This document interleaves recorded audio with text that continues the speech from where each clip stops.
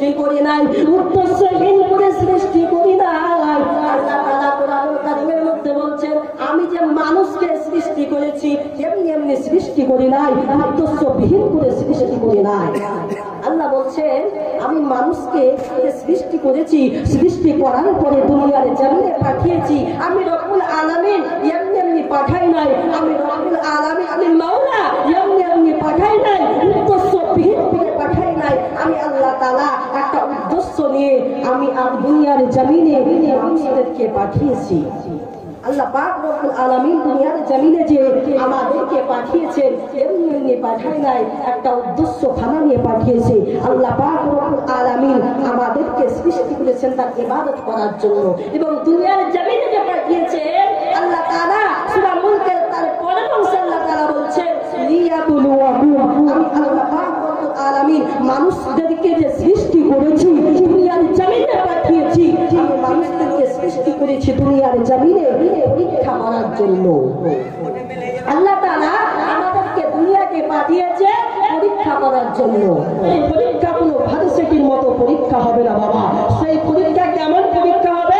আল্লাহ তাআলা সূরাতুল বাকারার মধ্যে আল্লাহ তাআলা বলছেন, ওয়ালা নাবলুওয়ান্নাকুম বিশাইইন মিনাল খাউফি ওয়াল জু'i ওয়া নাকসিম মিনাল আমওয়ালি ওয়াল আনফুসি ওয়াস সামারাত। আল্লাহ তাআলা পবিত্র কোরআনুল কারীমের মধ্যে বলছেন, দুনিয়ার জমিনে যে মানুষদেরকে পাঠিয়েছি, দুনিয়ার জমিনে যে মানুষদেরকে পাঠিয়েছি, আমি আল্লাহ তাআলা পরীক্ষা করার জন্য মানুষদেরকে সৃষ্টি করেছি। আমি আল্লাহ তাআলা মানুষকে দুনিয়ার জমিনের মধ্যে কিভাবে পরীক্ষা নিব? আল্লাহ তাআলা বলছে, আমি দুনিয়ার জমিনে মানুষকে পাঠিয়েছি, আমি রব্বুল আলামিন তাদেরকে পরীক্ষা নিব। আল্লাহ তাআলা আমাদেরকে পরীক্ষা নেবে জানের মাধ্যমে, প্রাণের মাধ্যমে, এমনকি ফসলের ক্ষতির মাধ্যমে। আল্লাহ তাআলা আমাদেরকে বিভিন্ন মাধ্যমে আল্লাহ তাআলা আমাদেরকে দুনিয়ার জমিনে পরীক্ষা করবেন। আল্লাহ তাআলা সেই পরীক্ষাতে যদি আমরা ধৈর্যশীল হতে পারি তবে আমরা কামিয়াব হতে পারবো, যে আমরা কামিয়াব হতে পারবো না বন্ধু। তো সেই পরীক্ষাতে আমাদেরকে যদি পাস করতে হয় তবে আমাদেরকে কি করতে হবে?